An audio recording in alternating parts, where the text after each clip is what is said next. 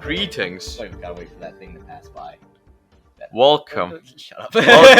Welcome to the pod. Wait, okay, I'm starting.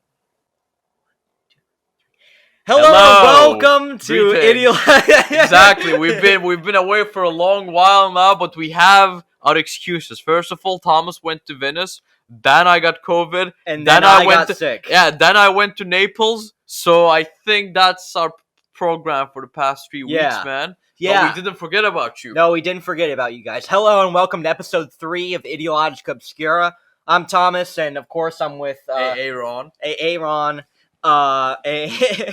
And this is going to be the final episode in the our series of National Bolshevism. Yeah, our long journey of talking about fascism with a mix of communism is coming to an end. So I'm excited. Yeah, no, we're all excited, and we're all ready to take it out back and make a popping sound. Let's make a popping sound. Hey, Eren, I did want to ask you a joke at the beginning. What kind of poop does a National Bolshevik have? Red and brown? Yep. See, I mean, you are most faithful listeners. If you have listened to the podcast properly, you would have guessed his joke as well. Any callers that want to give a guess, you'll win 500 rubles. So that's like what, $2 at this now? point? $2 after the massive amount of taxes receiving, which is good, by the way. Yeah, this is where our podcast becomes political. Exactly. we have the hot take of thinking that Russia is bad, actually. Yeah, and if any of you say that I'm a libtard, cuck, go fuck yourself. But no, I love you. Doesn't matter what political ideology you are, except if you're a fascist. Fuck you. We all love you, and please keep listening to this podcast. Yeah, that was a very long introduction. So let's get reading. Let's get reading. So as we left off at the end of the beginning of the end of history. Yes, the end of history being World War II. That being the Cold War. We ended with the collapse of Soviet-style communism worldwide and especially in Europe. And that is going to spark Russian National Bolshevism. But in order to understand it, in order to talk about it, we have to go back to World War II in order to talk about one of the key players, if not the key player, in post-Soviet National Bolshevism. So, we go back to World War II. In the year is 1943. We are in the city of Ressurgence, located in the Gorky Oblast in the USSR. A city where a man named Eduard Limonov was born, though he and his family would move to the Ukrainian city of Kharkov, Kharkiv, and would grow up to become a dissident writer and poet, ultimately forcing him and his wife to flee to New York City in 1974. In the Big Apple, he would mix with bohemian literati and leftists, and began writing his magnum opus, It's Me, Eddie, a novel about a Russian immigrant in New York, and includes vulgar language and explicit descriptions, such as one scene of the main character giving head to a black guy.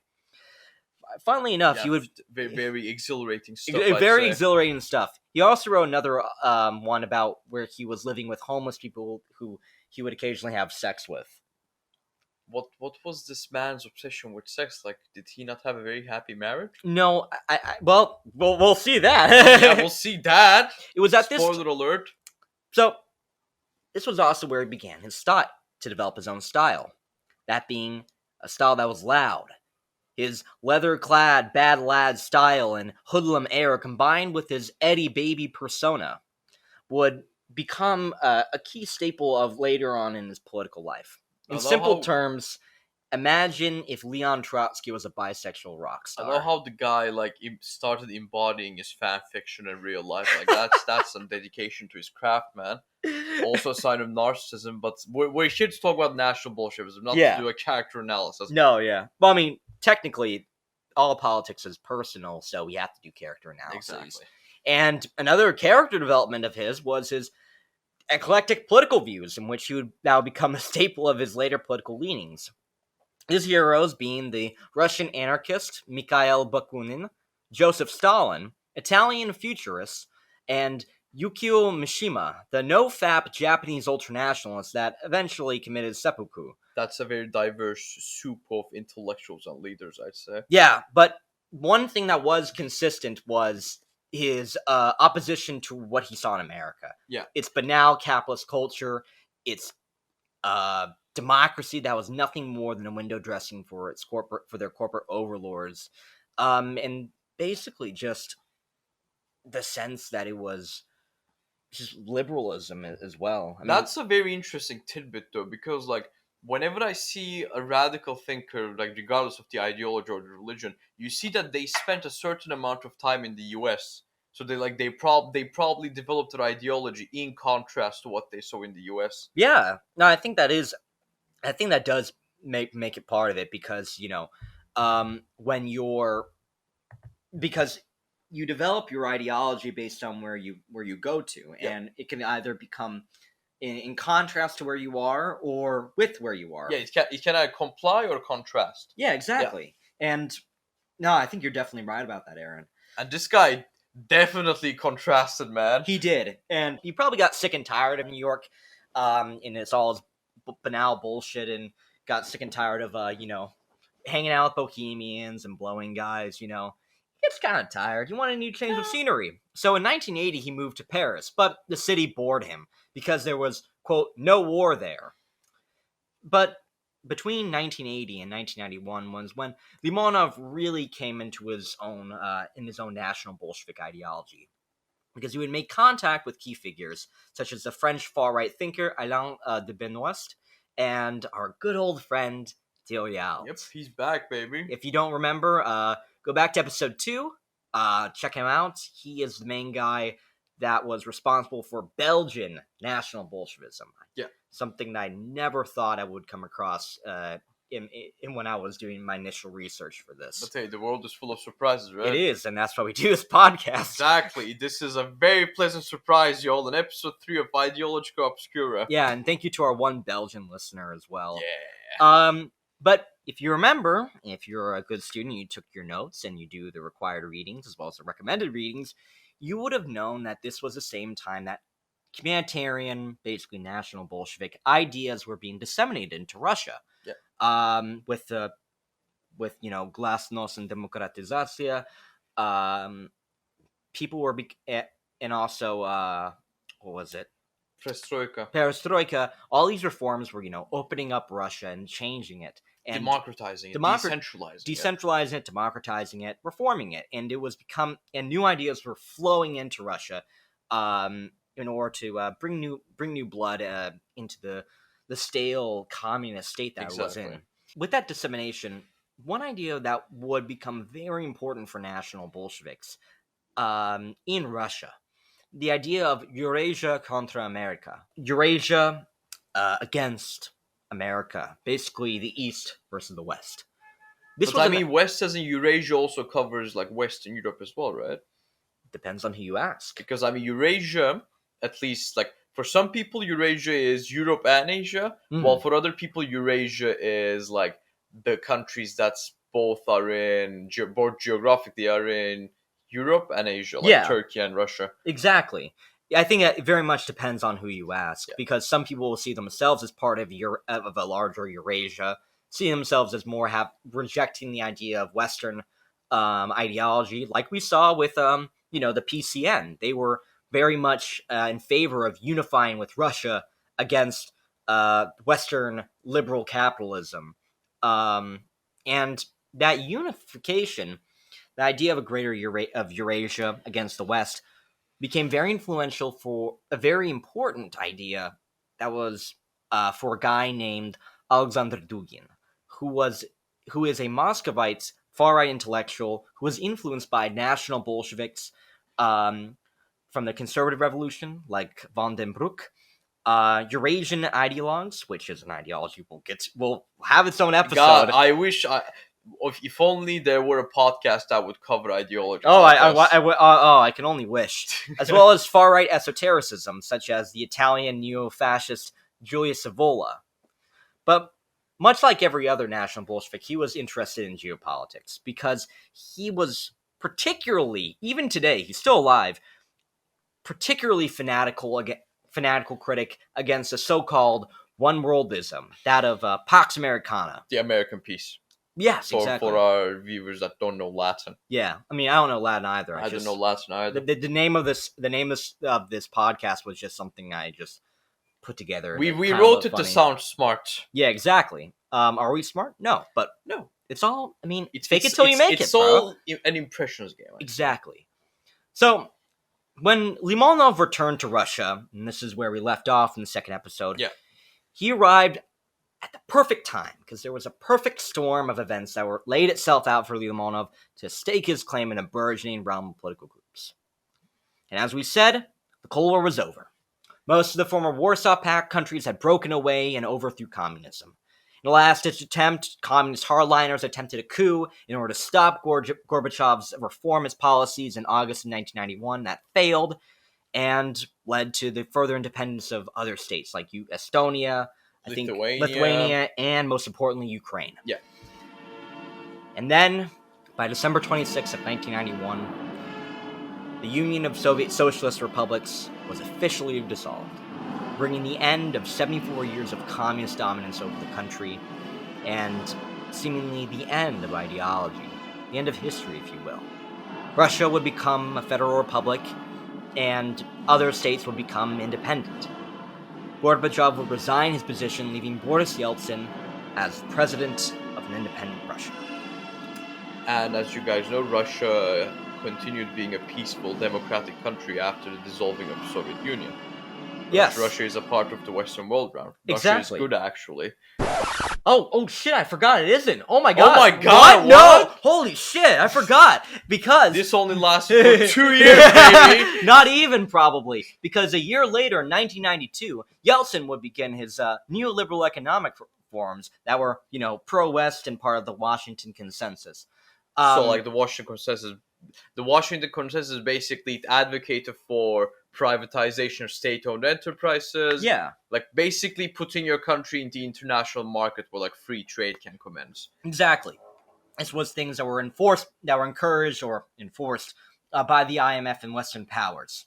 And it was a thing that was derisively known as shock therapy, that many countries in Latin America may know about, and may know that it is very bad, because it included mass privatization of state-owned businesses, economic austerity that gutted funding for public services, and the goal, in order to, encourage more capital and more investment into Russia. Basically hyper-globalization. Exactly. The goal was to wipe the slate clean of decaying communist autarkic state and rebuild Russia as a capitalist parasite. Capitalist parasite.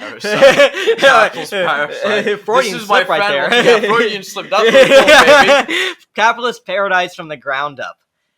Evidently, this did not happen. Russia was plunged into an economic crisis with mass poverty and unemployment, skyrocketing death rates and plummeting birth rates. Because when you privatize all the businesses, everybody loses their jobs, and when you gut funding for public services, people can't go to hospitals. And this led to basically Russian society bursting at the seams. People were dying.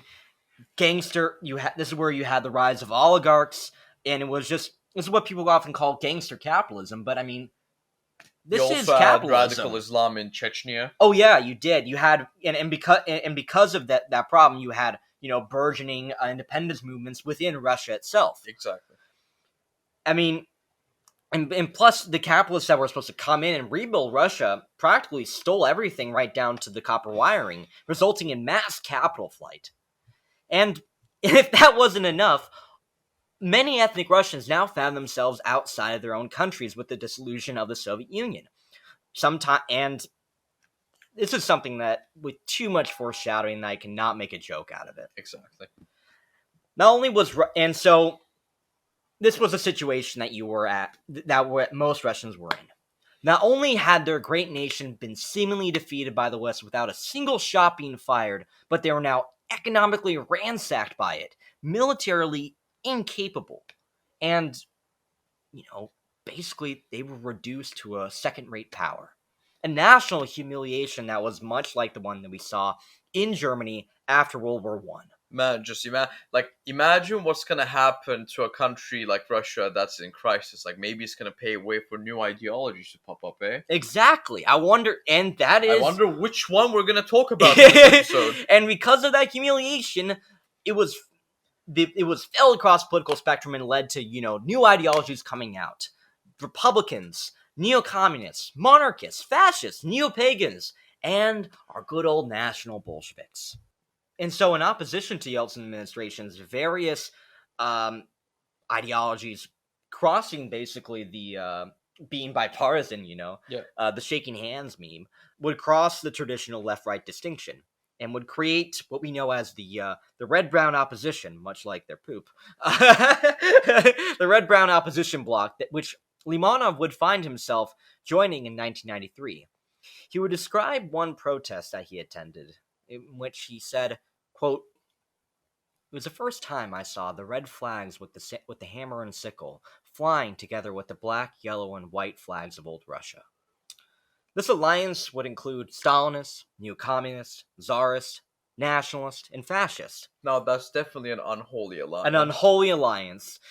This would be coalesced around one group called the National Salvation Front, with its unofficial mouthpiece being the incredibly anti-Semitic and conspiratorial Journal. In one story, it claimed that American Zionist lasers had altered Yeltsin's brain. Though honestly, I think it was just the alcohol. I think the laser's an interpretative word for alcohol. No, I think they were being literal. They were like, how do you even change someone's mind with lasers? And inspired by his creation of the Red-Brown Alliance, Limonov would get in contact with Dugin, and they would create a thing called the National Bolshevik Front in 1992. But in 1993, this red-brown opposition would be put to the test. Because in October of that year, Yeltsin would launch a coup against the highest ruling body in its parliament, trying to dissolve them. In response, they impeached him, and as any reasonable politician would respond, he sent tanks and bombarded the parliament, which was being defended by various groups, including unarmed protesters, particularly leftists as well as far-right members, the National Salvation Front, and the National Bolsheviks. Because at this point, they had reformed themselves into the National Bolshevik Party for some weird reason. However, Yeltsin's coup would be successful, and most of the members of the National Salvation Front would be arrested. But most democratic Russian politician. Exactly.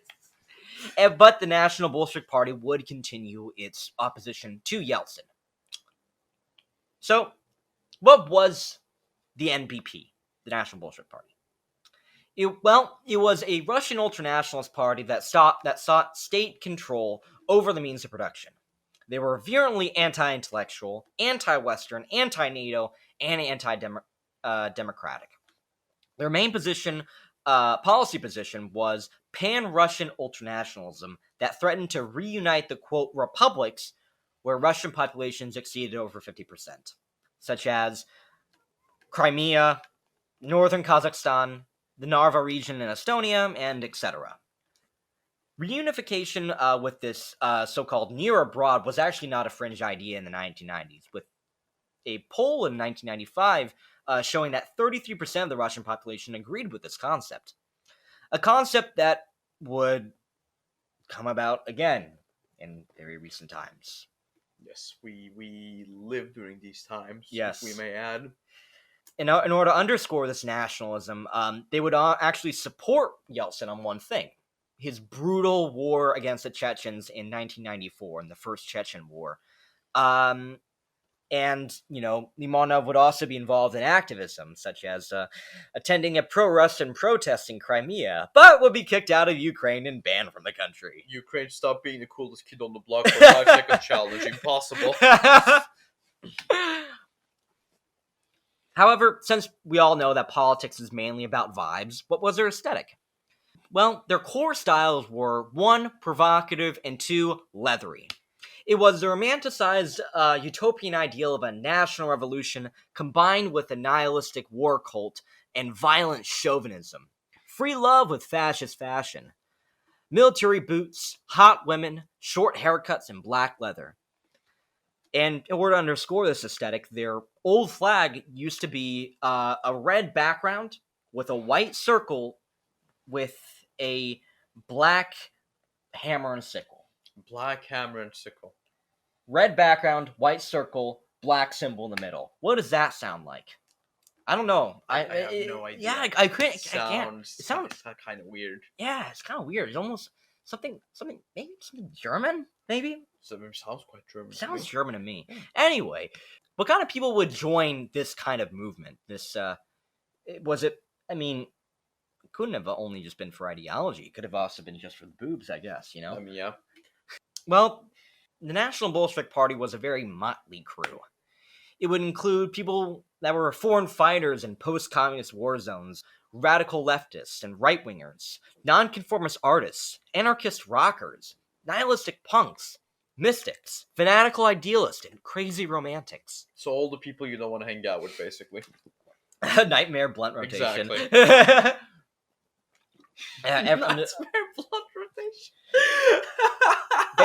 For the boomers out there, it's anyone the worst people to smoke weed with. Yes. Because they'll either be like screaming about like, a Zionist conspiracy, telling you like, hey man, have you tried DMT? Or like, these would be like, it varies from racist to like insufferable, what's it called?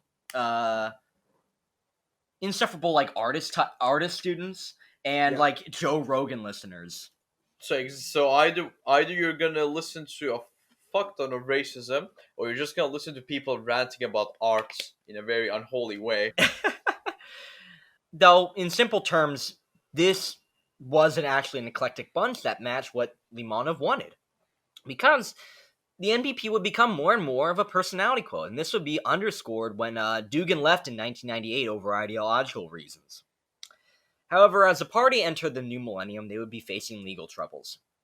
Because in 1999, 14 people were arrested for allegedly trying to establish a Russian breakaway republic in northern Kazakhstan by force of arms. The NBP would almost publicly champion them from 2000 to 2001, because in 2001, Limonov was arrested for trumped-up charges over the alleged connection with the North Kazakhstan insurrection plot. But he would be released on parole in 2003. But during that time when their leader was somewhere in a gulag in Siberia, the National Bolsheviks were, still pretty active. And one of the things I think is very important and very interesting about the National Bolsheviks is that they simply didn't sit around and wait for the National Revolution to happen. They didn't just, like we've seen with other groups, just sit and just write journals and talk about theory endlessly. They were actually proactive. Yeah, they were out there doing radicalism. I mean, they did have a journal called Limonka, which means like little lemon in Russian, which describes a particular type of grenade, which is their one of their symbols. Because they'd be involved in direct militant actions, both in Russia and Latvia, particularly in the early 2000s. For example, in 2003, NBP activists climbed the observation floor of the St. Peter Cathedral in Riga, barricading themselves in. They then threatened to detonate grenades inside the cathedral unless Russian World War II veterans were released from Latvian jails. Latvian Russians were guaranteed equal rights, and Latvia refused to join NATO. Yeah, because the thing that Latvia wants to do most is become a Russian puppet state again. Yeah. Though they would eventually surrender after the Russian ambassador talked with them. Though it turned out that the grenades were wooden. The limonkas were fake. Oh my god. Another incident was in 2002 when MBP members threw tomatoes at the NATO Secretary General in protest against NATO expansion eastward. And lastly, in 2003, MBP members threw mayonnaise at the Russia's chairman of the Electoral Commission over unfair elections. Another thing that actually happened in the early 2000s was actually they went down a reformist pathway. Because how can you even reform National Bolshevism? I feel like it's corrupted from its roots. Well, we'll see actually, because since Limonov was gone, the guy in charge was a guy named Vladimir Linderman, which is an interesting name because it doesn't sound very Russian. He's not. He is ethnic Russian, but he's a Jewish Latvian ethnic Russian who became in charge of it and began its reformist path. For example, he changed the flag to get rid of the red background and replace it with an all black background. Though the most important change came in 2004 with the so-called Minimum Program. This was an attempt to secure the party's registration as an all-Russian organization that had been repeatedly denied by the Ministry of Justice. Basically, they wanted to become legit. And this was something that was done by removing authoritarian language that Dugin had previously put in the first party program in favor of liberal lexicon. No more did they talk about a chauvinistic Russian state, but instead they repealed to things like national sovereignty and stuff like that. Something that would gain wider recognition, Exactly. So they tried to reform the party by making it more liberal, and this was something that Limonov endorsed because at that time he was out in 2003, and this is 2004. But despite this reformist turn, the Interparty's regional organizational status was revoked by the Russian Supreme Court in November 2005. This caused a major split in the party in March of 2006, with rightists in the party criticizing Linderman's de-radicalization of its agenda, alongside with your average anti-Semitism. I mean, of course. Because, if you're racist and you're going to criticize someone Jewish, then of course you're going to have to be anti-Semitic. Exactly. And this resulted in either them leaving or being kicked out of the party. And thus, those that were pissed off with the whole liberal turn decided to create their own party called the National Bolshevik Front. Say it with me now, splitters! And actually today, and they're still active today, but being part of the Duganite Eurasian Youth Union. Something that we'll talk about in another episode. Yeah, I feel like you need an Excel sheet to understand how many times the party split, man. No, well, it changes. You're gonna see more. It changes. To be honest, you need to have a high IQ to understand National Bolshevism. You need to have an high IQ. Yeah, much like listening to a Joe Rogan podcast, you have to have an IQ above 200. 200. Yeah, exactly. I mean, man, you have to be a real smart cookie. So. Many saw the party moving toward a left-wing liberalism and revolutionary democracy, which was reflected in its rhetorical turn to go against Putin's authoritarianism, and would align themselves under the banner of basic democracy and human rights. And this was a correct assessment because the MBP would form an alliance with the mainstream liberal opposition in July of 2006. As part of a larger protest movement against Putin.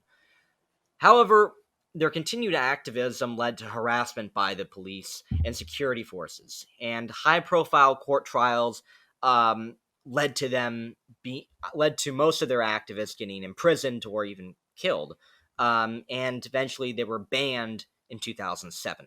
However, they would still continue in their anti-Putin activism and would continue to associate with the liberals, particularly in the liberal protest movement Strategy 31 that would occur in 2009.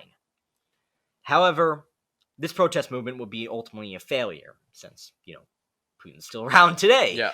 And Limonov then decided to reorganize the party into a new organization in 2010, calling it Other Russia. Despite bearing a similar name to a liberal opposition movement, it would move away from the liberals and become increasingly nationalistic and pro-Putin, Because I'm basically, if you can't defeat your enemy, then you join them. At least that's the philosophy Limonov follows. Yeah, and he would become, and actually I think he would become a talk show host that would be a Putin pundit for a while. Ugh. Because in 2014, shit got real in Eastern Europe. Ukraine had overthrown the Russian-backed president Yanukovych in a popular Maidan revolution after protests in Kiev against Yanukovych's move away from the EU. This revolution then sparked anti-Maidan and pro-Russian sentiments in eastern parts of the country, leading to the annexation of Crimea by Russia and Russian separatist uprisings in Donetsk and Luhansk, leading to a civil war basically in Ukraine. Not even a civil war, like a total war, because Russia also sent its special force operatives Yeah, to the region. yeah. Basically, it became a proxy war. It became a proxy war between Russian-backed puppets in Luhansk and Donetsk. No, but there were also like Russian troops. Yeah, no, but yeah, no, you're right. There were Russian troops, And they were actually fighting a war since 2014. Like Yeah. a week ago, it just became official. yeah. And what I find striking after I would watch like Vice documentaries and stuff like that. Man, Vice used to be so good. No, they're still pretty good. They still Aren't make they, some though? good stuff. Like, I mean, that's Vice News. I preferred Vice when they were covering conflict zones. They're good. They're still good with conflict zones. Like they've been covering these Ukrainian conflicts. Though when I would watch them, the one thing that struck me out way back, like in 2014 or 2015, when I was still a teenager and watching this stuff, these separatist states and also some Russians as well, is that how they use, particularly around their propaganda and discourse, is how they use the memory of the Soviet Union and communist aesthetics, in which they use it as part of a nationalistic nostalgia because, they see the Soviet Union as a pinnacle of Russian might and power, and with other histories like the United States. So if you're an American, you may understand this. Even though we are very much ideologically different from the slaveholders of Washington or Jefferson or conservative elements that have been part of American history, we still view all those eras and times as part of one continuous history in which we are all proud of. At least average Americans are. And this is kind of a similar thing in that the Soviet Union is not in opposition to the Russian Empire. It's all part of this continuous thing of Russian greatness, in that the communist elements of it are the most recent aspects of it, and they're very much tied into the Russian national identity. So overall, Russian history of never-ending imperialism. Yeah, exactly, and never-ending.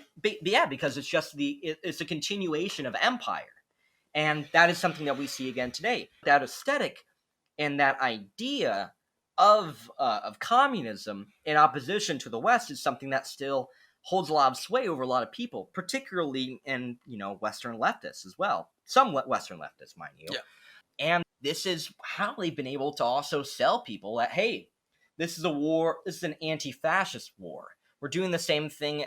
We're defending our borders. We're defending ethnic Russians, just like we've been defending against the Nazis. Yeah, it's another great patriotic war, and if you're against us, then you're basically a Nazi. Exactly. At least that's a discourse they're trying to. And that idea. Promote. Sorry, there's this bug that keeps flying. Fuck off.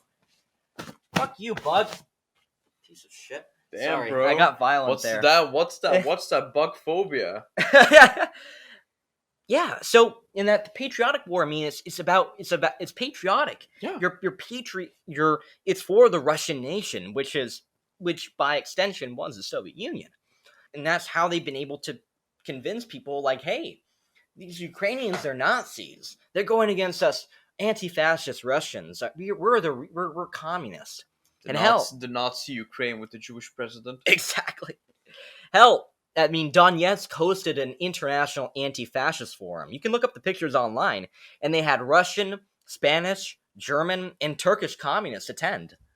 Yep, Turkish communists love going to war zones.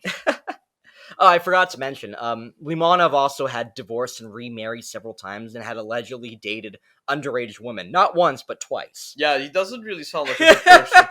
At least, based on these last half an hour, I don't think he's a good person, actually. Yeah, and then it gets worse because he would they supported. They were this is what they wanted. Yeah. A nationalistic war of a nationalistic war by Russians against supposedly Western backed elements, with a red aesthetic. This was perfect for him, and so then other Russia formed two armed interbrigades, an homage to left-wing international brigades sent to Republican Spain during the Spanish Civil War, in which two of them have allegedly died. Though their most famous fighter was actually not from Russia. He was in fact a black Latvian named Benesh Ayo, who was also known as, by his nom de guerre, Black Lenin. Now, he is someone I'm want to devote an entire bonus episode to. Black Lenin. Yeah. Revolutionary king. Okay, so we talked about National Bolshevists in Russia. So you're Yes. probably asking us, we were talking about Belgium last episode. What happened there? Yeah. And we're gonna update you on it as well now because They're Thomas, still kicking. Exactly. Unfortunately, they're still kicking. I mean, you can find their headquarters on Google Earth, and their headquarters is basically abandoned. The PCN logo on there for the sign is faded. The windows are boarded up, and there's an abandoned kebab shop on the floor below it. Nice. And they often just tell their supporters to vote for the far-right Flemish separatist party Vlaams Belang. Though that doesn't mean that Luc Michel isn't active. He's still active. And plus, their website's still active. He's got his own podcast as well, where he champions the anti-imperialist cause of the likes of Vladimir Putin and Bashar al-Assad. Yeah, because as you know, imperialism is only done by the United States. Exactly. Of America, It's never. It was a concept invented by John Adams and George Washington. Imperialism done by countries outside of the West? Impossible. Yeah, kind of cringe. And actually, one of the things that he did was his most recent high profile activity that he did was that he visited Burundi in 2016, where he was basically the PR guy for the authoritarian Nkurunziza administration, which only ended in 2020. The fucker called himself a geostrategist. Geostrategist. He's an armchair general. He's an armchair general. he plays Hearts of Iron 4 and plays like war games. And I love video games, but the damage that war games has done to the collective consciousness is nothing to scoff at. If Hitler employed me as a general, I want to beat the Soviets in 2 months. I crave death. Though, speaking of death, another thing that ended in 2020 was Limonov's life. Rest in piss, motherfucker. And in his memory of his shitty legacy, Other Russia rebranded themselves to the Other Russia of E.V. Limonov. That terrible name. It's too long, I'd say. It's too long. I mean, even Other Russia was cringe. It's just even abbreviation, it's not gonna sound good. Yeah, what are you gonna call it? Oriv. Orv.